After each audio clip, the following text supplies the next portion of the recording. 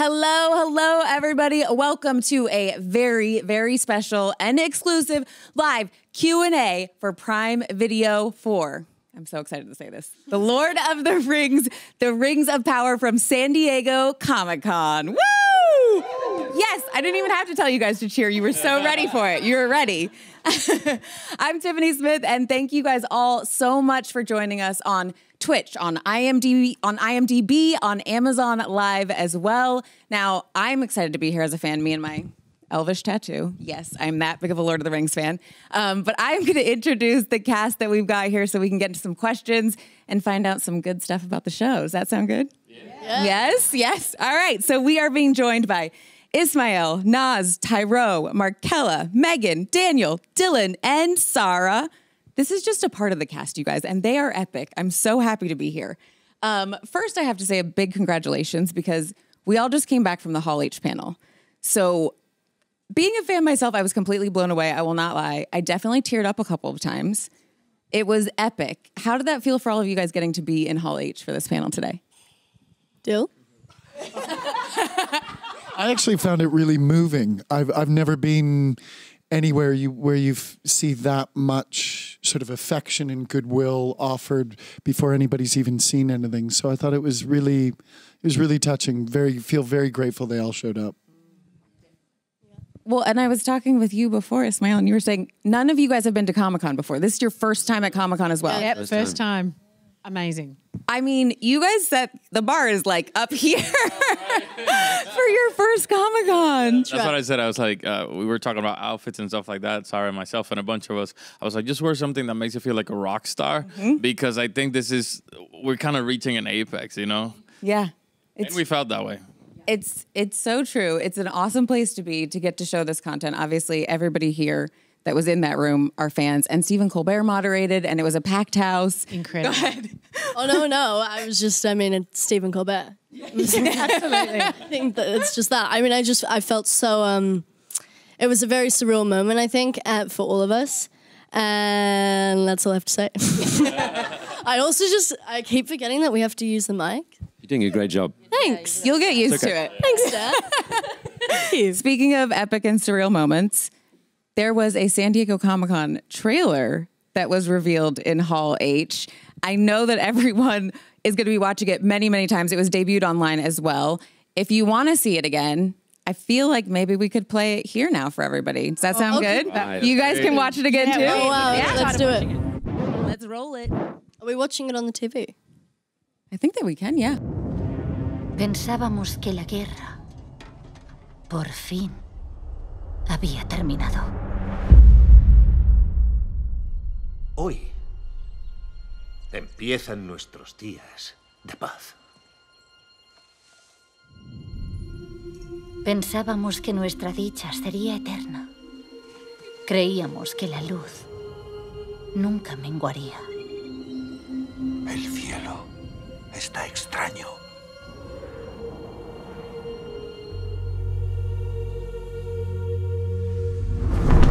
Aquí está Galadriel, el momento que temíamos.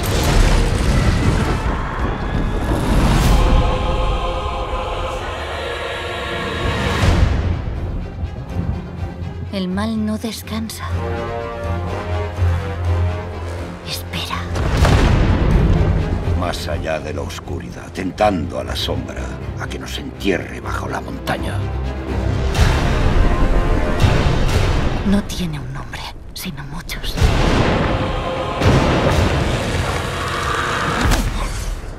¿Has oído hablar de él? ¿Te suena, Sauron?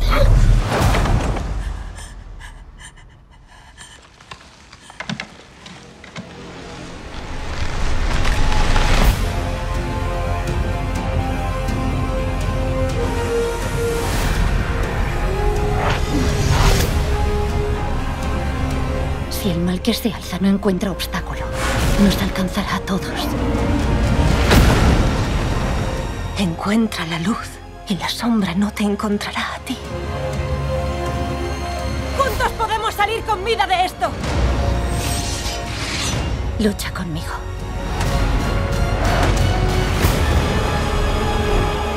Todos nosotros Debemos decidir quién vamos a ser.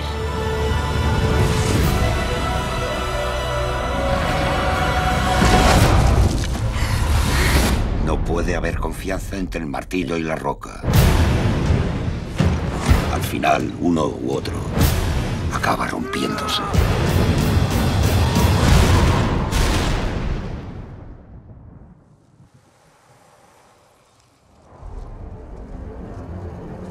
Te han contado muchas mentiras de la Tierra Media.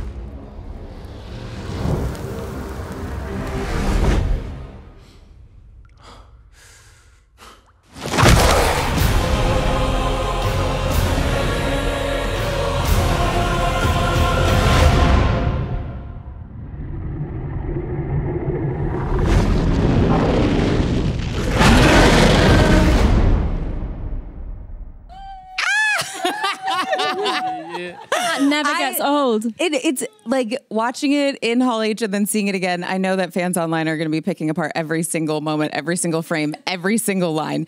Were there any moments watching it this time where you guys are like blown away just getting to see it come together like that? All of it. All of it. There are so many moments that are like, I think especially like with the music as well, just like all of there's so many punches and it's just so exciting. And yeah, I mean, there's so many more in the show as well. So it's going to be cool to see everything come together. Just a little taste of it. And one of the lines that really stood out, Naz, you get to say in this trailer, find the light and the shadow will not find you. Yeah. That is such an incredibly powerful line. I know you can't probably say too much, but can you tell us a little bit about what that might mean and tell us about your character? I can't say too much, but I can say that I play the mother of this incredible young man. In the show, he plays Theo. And he is somewhat of a rebellious teenager. And I am also a healer and in a forbidden romance with the wonderful Ismael Cruz Cordova. Well, his character, Aaron Dier. I think we got it. But Very nice. Very nice. But yes, the line is basically, I used to tell him this as a child as a way to comfort him and help him find the light. And this moment that you see in the trailer is one where I'm trying to get him to sort of summon up the courage to look evil in the eye. I love that. And speaking of being a little bit rebellious, we'll toss a question over to you, Tyro. Talk to me about getting cast for this project, because it's seeing you talk at Hall H, I was like, I love him because I feel like you're just so off the cuff and you're talking from your heart. So tell us a little bit about the casting process for you. Oh, it was crazy. It was long. I said this in the hall. Like, it was just such an honor to be like even considered for the role. Like I was bouncing off the walls just because they saw my face and was like, he's cool. I was like, yeah, what? That's crazy. Like, you know, they noticed me. That was cool. But to have like the actual role is like so surreal and like crazy, especially like considering, you know, where I've come from and what I've done before this. You know, I'm very blessed and very grateful. It's pretty. There's a pretty funny story. So, you know, growing up, didn't have too much money. So, you know, I asked my mum. You know, this is 2019. I asked my mum, "Hey, Ma, can I get this pair of shoes?" And she goes, "You know what? Just hold that thought." And I was like, "Okay." You know, wait a few weeks, and I say, "Mum, can I please get this pair of shoes? I really, really want these pair of shoes." And she says, "You know what? If you get this role, you can have 3 pairs of shoes." And that's when I knew she didn't believe in me. So I was like, you know what? Listen, I'm going to prove you wrong. I'm going to get this role. And I went and did it. And I remember the day I got told that I got the role, I was actually on the train on the way to school. And I was with all my mates, and my mum sends through the message. She's like, "Congrats, buddy, you got the role." And like I look at the message and I'm like, like I'm freaking out. But obviously this is like one of the most top secret things the world has ever seen. So like, you know, I have to like keep it down. So I'm just like smiling to myself, and my mate's like, what's up with you? Why are you so smiling? I was like, oh, nothing, just got another role for a little film or something, you know. And then I was like, by the way, if I was to get 3 pairs of shoes, what shoes should I get? So I you know, sat with my mate on the bus and on the train for like 20 minutes, like deciding exactly what pairs I was gonna get. And I sent those photos straight to Mum, and she stuck to her word. I've got every single pair of those. Listen, I think it meant that she did believe in you, because she's like, if he gets this job, these shoes will be fine. He can wear them on set. He's going to need some new shoes to go there anyway. So she totally believed in you. Hey, let's be honest, Tara. Yeah, definitely she did. I love that story. Love my mom. Shout out, mom. Love you. We love you. We love you, Rachel.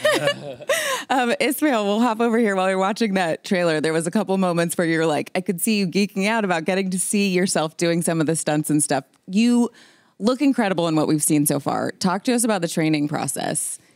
The training process was, crucial, pivotal for my role. It was at the center of it. He's a character that traverses and has quite the journey and a movement through the whole series.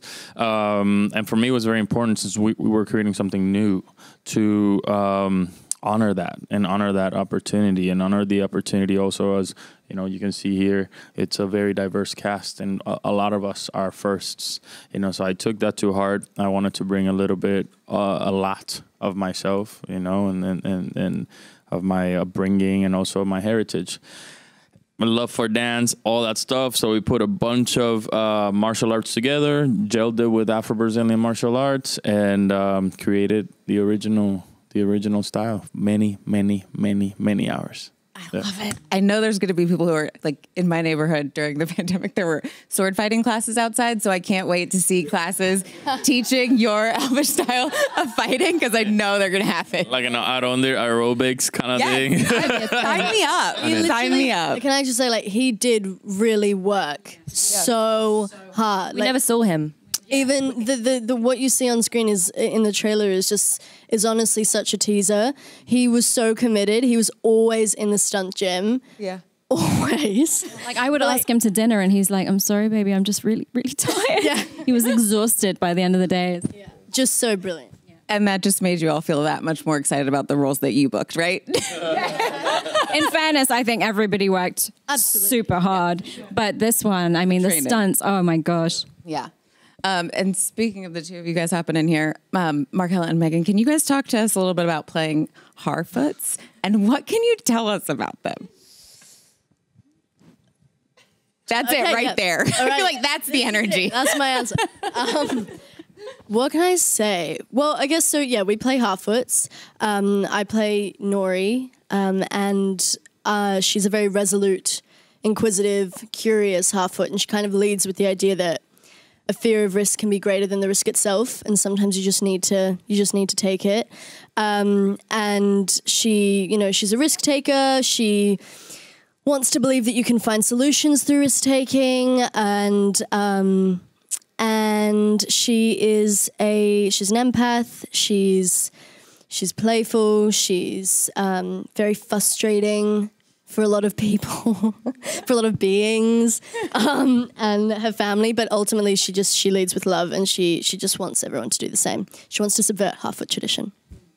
And I play Poppy Proudfellow, who is best friends with Nori. They're definitely the yin to each other's yang, I think. So yeah, Poppy is definitely more cautious of the two and sort of tries to rein Nori in. So yeah, if Nori wants to go and do something, Poppy's kind of like, no, I don't think you should do that. And then Nori does it anyway. And then Poppy goes along with her. And then that's like the series, I think. 5 seasons. Yeah. Just told you what's that. But the Harfoots we are like a migratory community. We have these carts that are their homes. Which, like the crew built such an incredible set. And we literally carried them. So they carry their homes on their backs. Yeah. There's a lot of, they're survivors. And there's a lot of sort of depth and dark qualities within them that they've had to hold because they live in the wild and they migrate through the seasons, so they have to constantly be looking over their shoulders. But with that, there is also so much joy and song and dance and celebration and trust. Trust. They have to trust each other. It's like a wheel of home.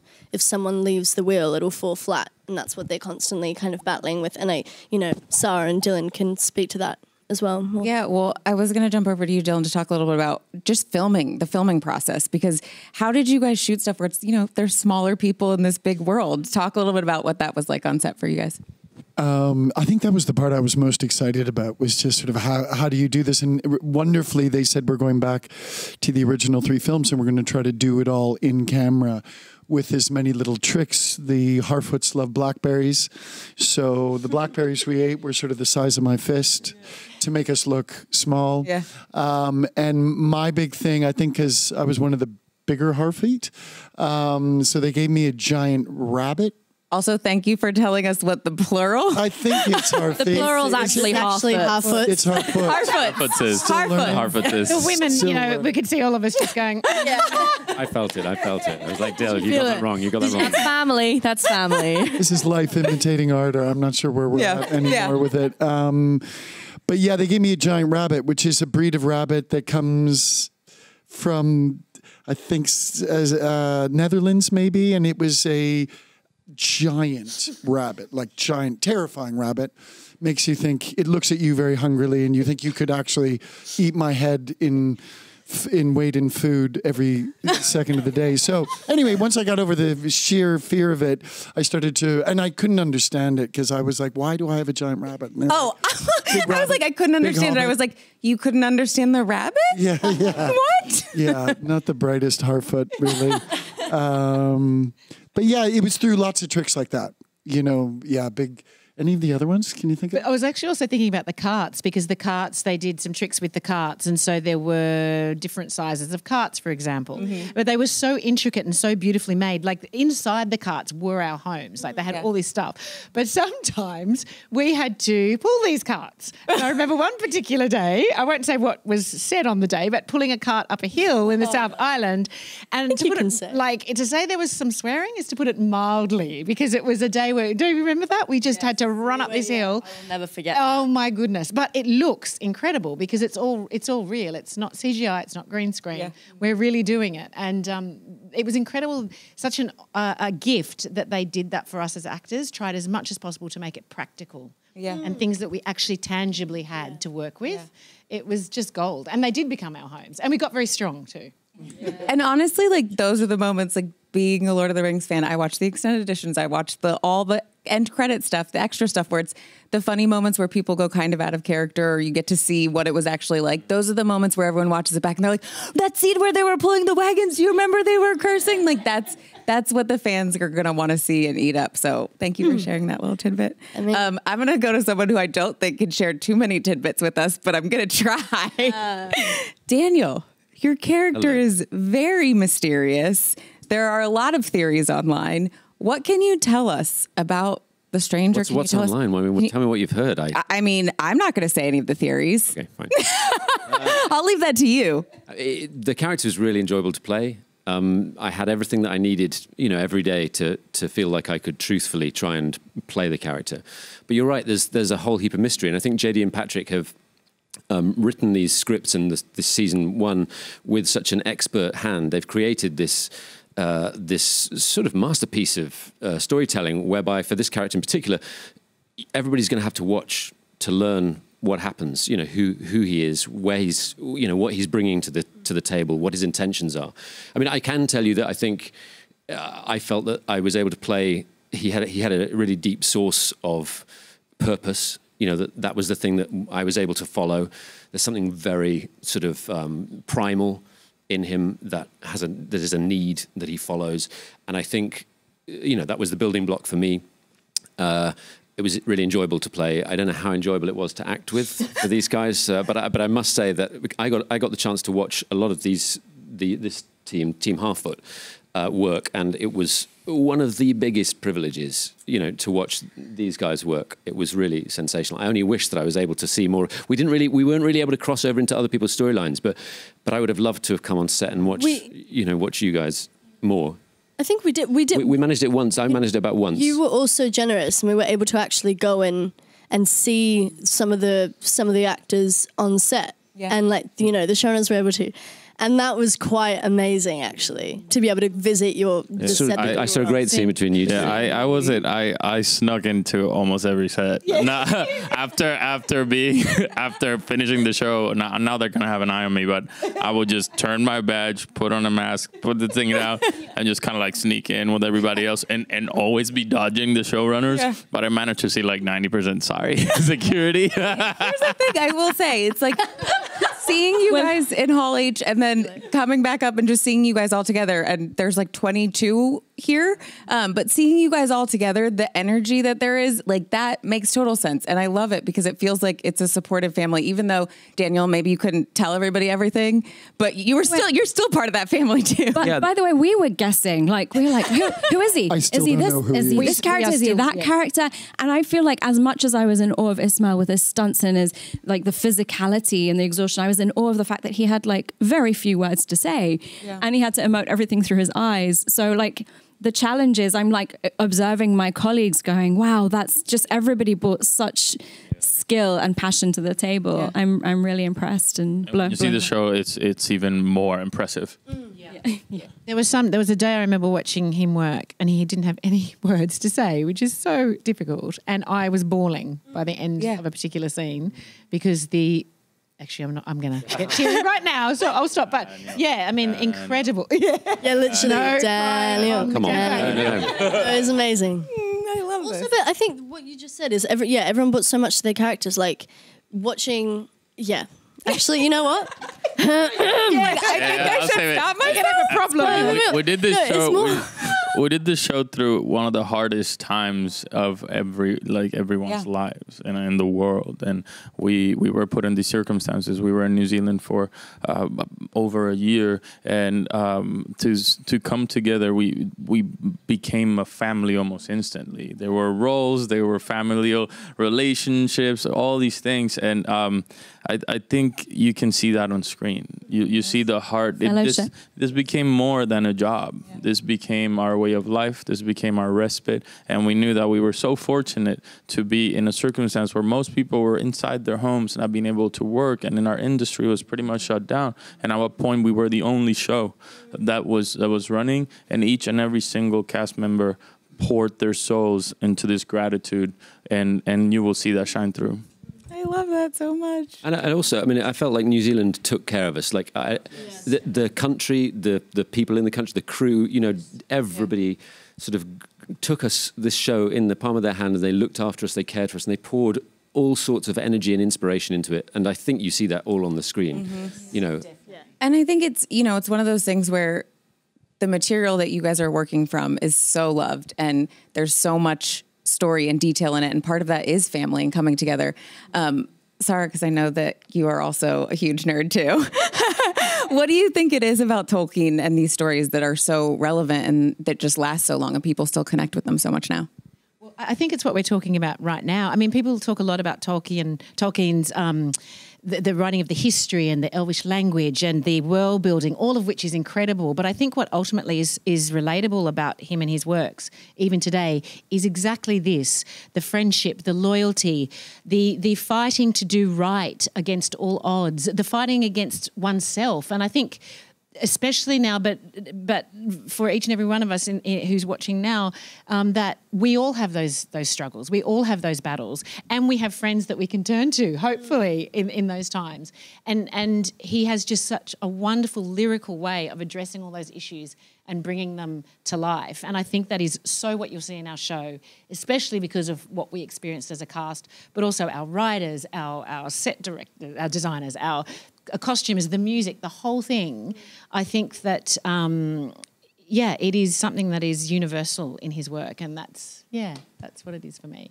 Well, and kind of jumping into, we were talking about on the way here, we were talking about how excited you were to be at Comic-Con. It's an awesome experience to be here. One last quick question for you guys, because I know you have so much other stuff to do, but I'm still going to get this last one in. What do you guys want audiences to see, or what can they expect when the show premieres on September 2nd? If you want to just run down the line and do one word each. One word. I'm going to start off with a battle between dark and light. I said Couple words, but fine. hyphenated. Apparently you don't get a lot on the show, so you can have them here. Yeah. I was just gonna say that it was sick, but that's a bit. That works. Hope. I like it. Loyalty. A lot of this face. Yeah. I like it. Unity. I was going to say the fragility of the heart, preserving the fragility of the heart. He had time to think of that answer.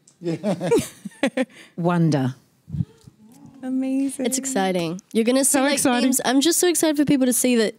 I don't know. I feel like with fantasy, sometimes we can forget that they're actually themes that we experience or that we encounter in our own lives. You know, love and, you know, triumph in the face of adversity and all of that. And to see that it's just set in a fantastical context. So maybe it's more accessible sometimes because you've got the visual, the visuals and the music and the soundtrack.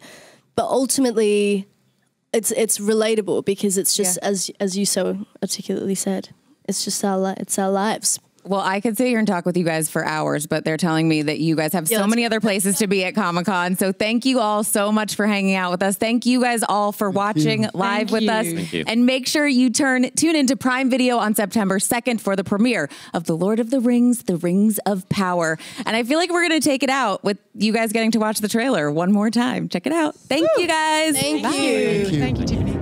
Pensábamos que la guerra, por fin, había terminado. Hoy empiezan nuestros días de paz. Pensábamos que nuestra dicha sería eterna. Creíamos que la luz nunca menguaría. El cielo está extraño.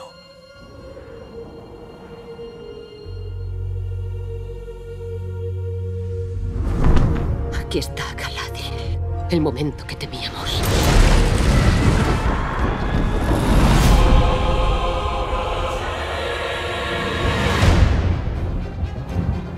El mal no descansa. Espera.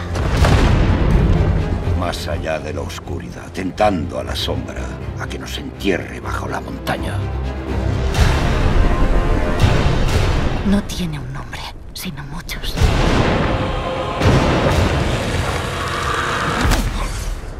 ¿Has oído hablar de él? ¿Te suena, Sauron?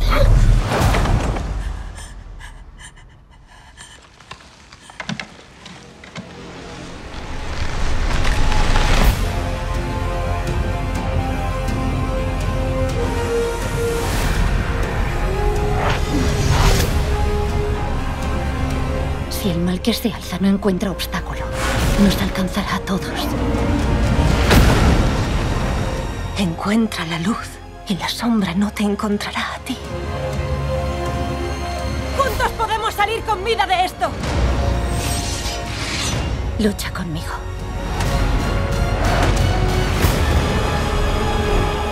Todos nosotros debemos decidir quién vamos a ser.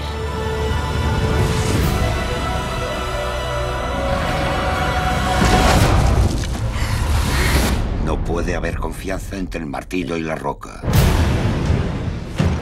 Al final, uno u otro acaba rompiéndose.